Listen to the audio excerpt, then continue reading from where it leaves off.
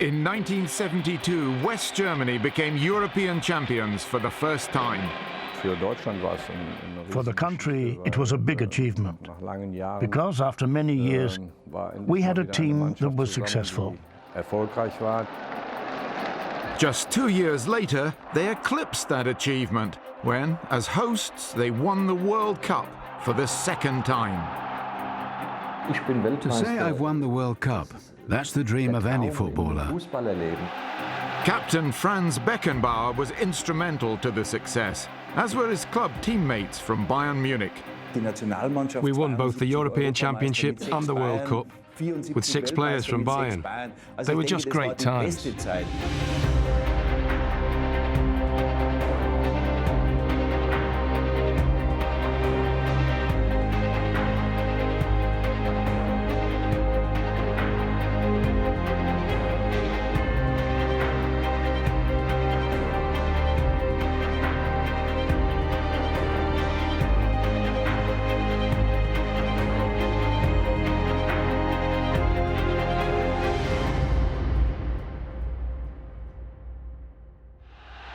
For West Germany, the 1970 World Cup finals in Mexico marked the end of one era and the beginning of another.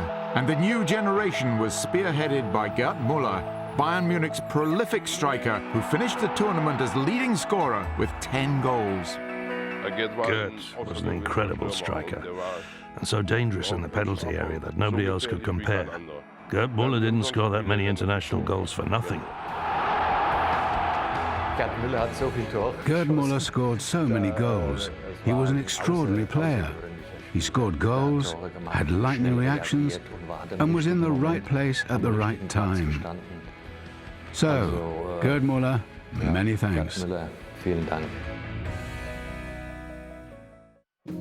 With the national team in transition, West Germany embarked on qualification for the 1972 European Championship.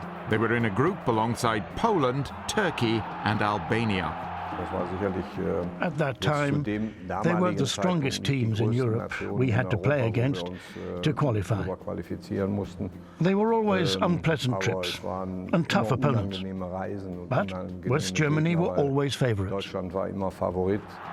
Gerd Müller finished leading scorer with 6 goals, and West Germany won their group unbeaten.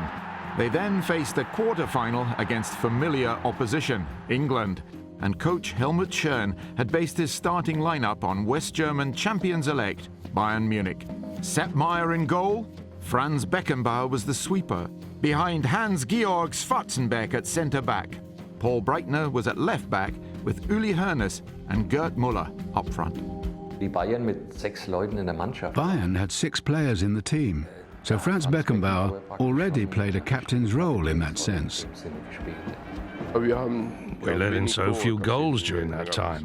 Our defence depended on France, and he organised everything. He positioned us. Uli Hoeneß provided pace and creativity in attack, while Gerd Müller supplied the finishing power. We knew we were outsiders. We were in good shape and in form, but England were at home and practically unbeatable there. The quarter-finals were played home and away, and the first leg was at Wembley Stadium. Coming out of the tunnel, you always first look up at the sky, and then you look at the pitch.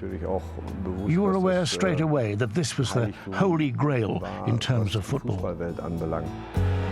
But the visitors were far from overawed and took a deserved lead after 27 minutes through Uli Hoeneß. We never had the feeling that we would lose the match. We had the game under control the whole time. And you couldn't help noticing that the English team respected us. But with 12 minutes remaining, England equalised through Francis Lee. At 1-1 away to England, you think, it'll get tough now, the English will come at us and go on to win it. But West Germany refused to buckle. With just 6 minutes remaining, Ziggy Helt's run towards goal was curtailed by England captain Bobby Moore. Penalty to West Germany. Günter Netzer restored the visitors' lead. 4 minutes later, Gerd Müller sealed a famous 3-1 win. The second leg ended goalless to secure West Germany's place in the final stages for the first time. We knew we had achieved something great. You were aware that this would probably be one of the games that would go down in the history of West German football.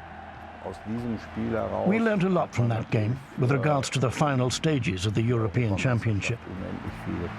It made us realize, after a win like that, we had the self-belief to become European champions.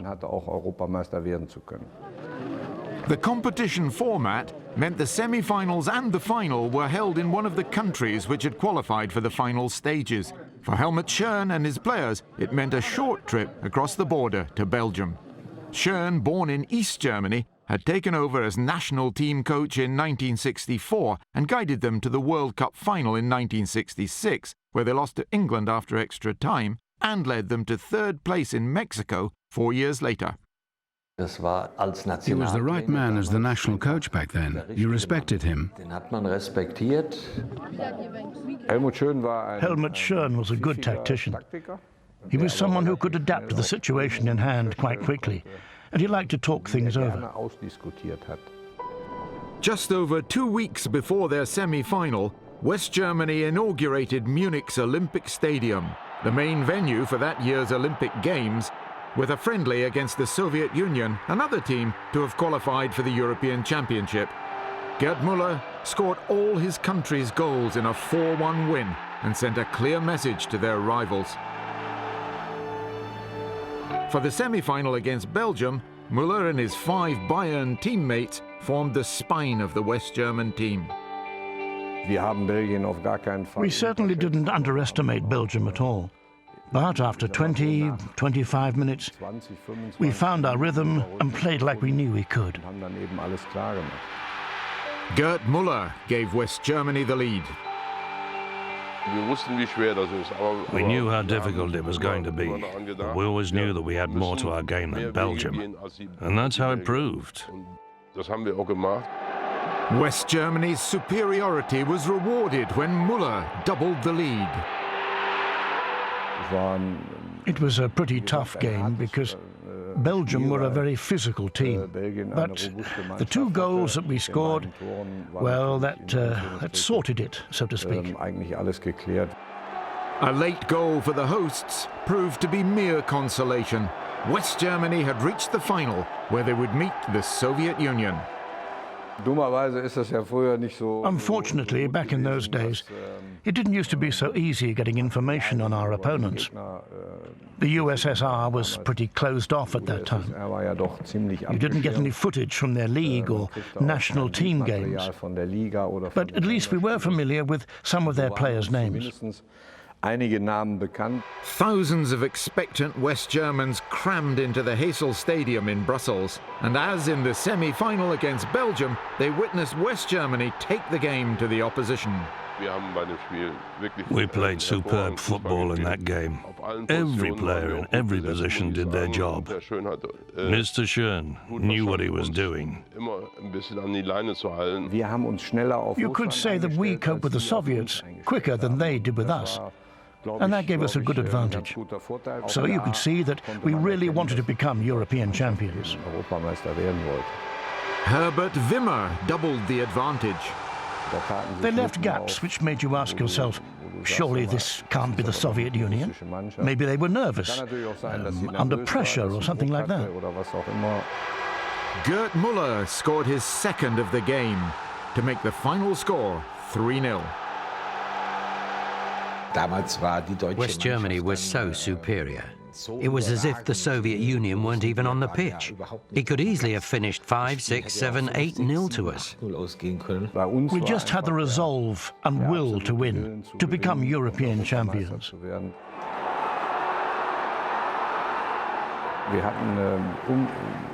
The fans gathered around the touchline just off the pitch and were like a wall.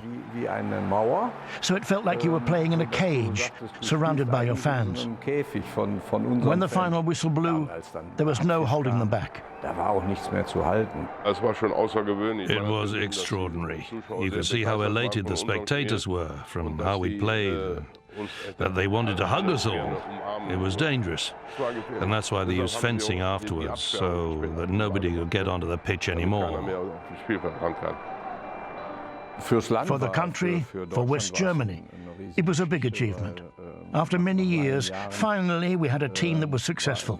Not only did we play beautiful football, we were a team that enjoyed success.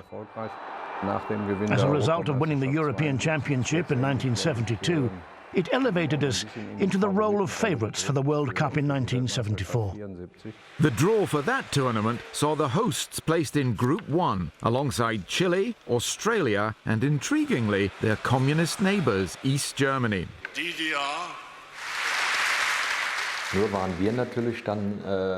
1974, we were also favourites because we'd played so well in Mexico and then become European champions. If you then have the World Cup in your own country, if you're the host, you're automatically favourites from the outset.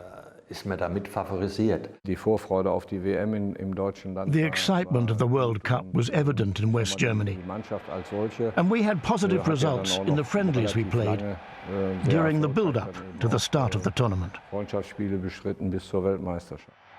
And expectations were increased when just a month before the World Cup began, Bayern Munich became the first West German team to win the European Cup. They defeated Spain's Atletico Madrid 4-0 in a replay, and 7 of those players made Helmut Schön's 22-man squad. There was a huge demand for tickets for the World Cup, and expectations were at an all-time high for the national team. However, at the squad's base in the sleepy village of Malenta in the north of the country, all was not well. It was terrible. There were a few players, I'm allowed to say that now, who climbed over the fence at night with the help of the police. We had small rooms with 2 beds, no phone in the room. The toilet was outside. In other words, it was more like a youth hostel. There was no time in our schedule for leisure activities. We weren't allowed to go out in the evening or to take a walk through the village and meet other people. And the prison-like training camp was not the only problem. We were made an offer for win bonuses if we won the World Cup. The amount we had heard other national teams would get, such as Italy, Brazil and the Netherlands, was far greater than what we had been offered. The team trained as normal, but the off-field problems came to a head on the eve of the tournament.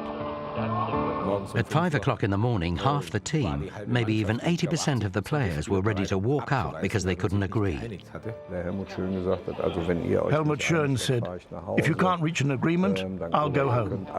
Or you can all go and I'll get the other 22 to replace you." Because then there were 44 in the provisional squad, 22 were first choice and the other 22 on standby. We then talked to the president of the German Football Association, and he said, "All right, play and we'll get it sorted." And it went like we'd wanted, and we got what we'd demanded. As soon as we all agreed that we were satisfied with the money on offer, we put it behind us and concentrated on the football and our training. The equivalent of approximately $27,000 US per man settled the matter. West Germany moved on, and victories over Chile and Australia sealed their place in the second round. Their final group game was a clash against their communist neighbours East Germany. Both teams were already through to the next stage, so it was a battle for first place in the group. What was interpreted into this game politically was shielded from us, although we knew, of course, that we were playing against our brothers from the East, and we didn't want to embarrass ourselves. Our standard of living was quite high here in Germany, and they had problems. Life wasn't so good for the footballers in East Germany back then. The encounter was expected to be a formality for the hosts, but the East Germans had a game plan. To stop Gerd Müller and not let him out of our sights. Secondly, Franz Beckenbauer, who was looking to attack from the back and who would try to play a 1-2. We played badly. We just didn't get into the game. East Germany played well, and when Jürgen Sparwasser scored the goal, we were crestfallen. I had to turn slightly to see where the ball was coming from and to get in position to take it. I decided to take it with my chest after it bounced.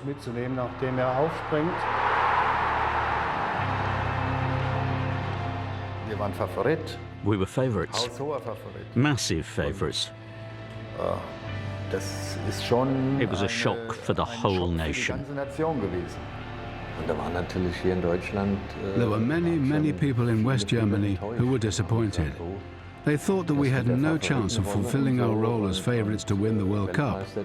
That would hardly be possible. You could say we were lucky to have lost that game, because we ended up in an easier group, not alongside Argentina, Brazil and Holland, but instead with Poland, Yugoslavia and Sweden. More trouble broke out on the coach journey when we were returning to Malenta. Schön didn't talk to anyone anymore. He was very disappointed, because he was born in East Germany. We talked a lot, had some food and a beer, but it was at this point where you told yourself to put the East Germany game behind you and focus on the next round. It changed everything, even in the training camp. We were training at 8 o'clock in the morning. We didn't have breakfast before. It was training first and then a proper breakfast. Schön changed the system completely. We tried, at a very difficult time, to find the best team that we could. And then came the Bayern Munich team spirit, which said, damn it, the way we're set up, the way we're playing, we have no chance of winning the World Cup. And we're here to do just that, win it. We have to do something. I was one of the ones who was dropped for the next game against Yugoslavia. 4 were dropped, 4 replaced them. I was one of those. They defeated Yugoslavia 2-0 in their opening second-round group game. And then Sweden also suffered at the hands of the rejuvenated host nation. It was one of those games where people in the stadium said to themselves, hello, they want it. You could tell that this team was hungry for success. Something then spread through the whole of the country, and everyone got fully behind the West German team and supported the team at every game and cheered us on. West Germany defeated Sweden 4-2, which meant their final second-round match against Poland was for a place in the final itself. We experienced a day here in Frankfurt, a deluge. It was unbelievable. We thought that the game wouldn't be able to start. In the end it did, but parts of the pitch were unplayable. We were playing with the ball in the changing rooms. In the showers, we played the balls against the walls because we were so nervous. But the fire brigade saved the day. The fire brigade saved my career and also the game for the German team. They did a great job sucking up the water. We played differently. We were running more, weren't as laid back, and we fought. Fought. Hiltzenbein won his team a penalty in the second half. In the previous game, Hoeneß had taken a penalty which he scored.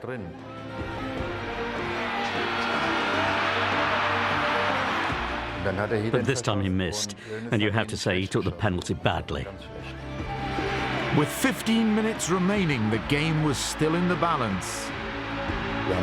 We then got the winning goal through Gerd Müller in his own inimitable way. If you reach the World Cup final, it's a dream. Those dreams rarely come true in football. It showed we improved with every game, and in the final, we were on a level playing field with the Dutch. And they had been favourites to win it right from the start. With their attacking brand of total football, the Dutch were regarded as the most attractive team in the tournament, thanks to players such as Johan Cruyff and Johnny Rep. The 10th World Cup final took place in Munich's Olympic Stadium. West Germany versus the Netherlands, a mouth-watering encounter between two neighbouring powerhouses of the game. We were lucky that the Dutch were a bit conceited. It didn't occur to them that they could lose this game. Helmut Schön had already made us aware of this and said, if they look at you, look them back in the eye. But Dutch arrogance was justified as West Germany suffered the worst possible start. Bertie Vogts was marking Johan Cruyff about 30 metres from goal, and I was supposed to neutralise Johan Neeskens. At the start there was a misunderstanding, and that's when the penalty happened. The final was just 55 seconds old, and West Germany had not yet touched the ball. Johan Neeskens put the Dutch ahead. Conceding the first goal in the final came at the right moment, as stupid as it may sound. It was relatively early, better than coming in the 87th minute, and we had nearly 90 minutes to turn it around. All the Dutch players thought they were already world champions. And then the 1-1 came out of nowhere. Bert Holzenbein was running with the ball in the penalty area and was brought down. Paul Breitner took the ball as if it were his and said, "Go away, I'll take it." I knew in the back of my mind that we had no penalty takers and that no one wanted to take it. So I put the ball on the spot, and my thoughts were very clear. I'm just going to smack it into the net.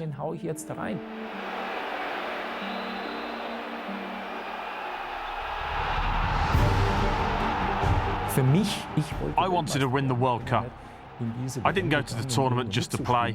I couldn't care less about that. I wanted to win it. That's when they thought, we need to put some effort in, but it was too late. If you know the West German team, we're strong-minded, never give up, always running. I played a 40-metre pass to Bonhoff. Bonhoff pulled it back to Gerd Müller. Gerd Müller scored on the turn. It was a bit of a lucky goal, of course, but okay, it was in, and we were leading 2-1. It was a great feeling. But the game was far from over.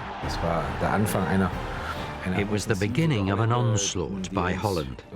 For the whole of the second half, they just laid siege to our goal. We were under so much pressure. They kept going forward, forward, and we had to focus so much. Defense really being searched. Naked! Fire right at the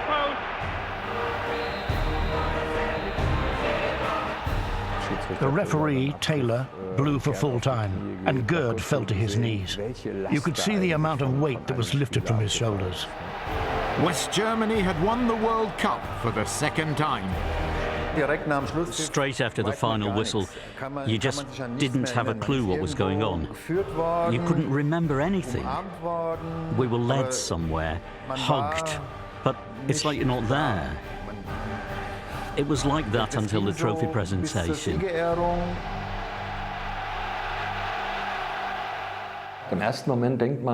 At first you think, I've won the World Cup, and that's the dream of any footballer, and it's come true. It's pure bliss. You can't describe it. I think everyone would describe it like that. You can't be cool and brush it off. It's unique. These were unforgettable times for supporters and players as West Germany became the first country to hold both the European Championship and the World Cup simultaneously. I think the secret was that we were all there for each other and not against each other.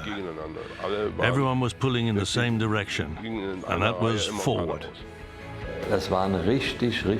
There were so many really good players. So Helmut Schön's job was made easy because he could call on many good players. For me, it was something incomprehensible that I played in the final, that we won the World Cup. I never thought that was going to happen to me.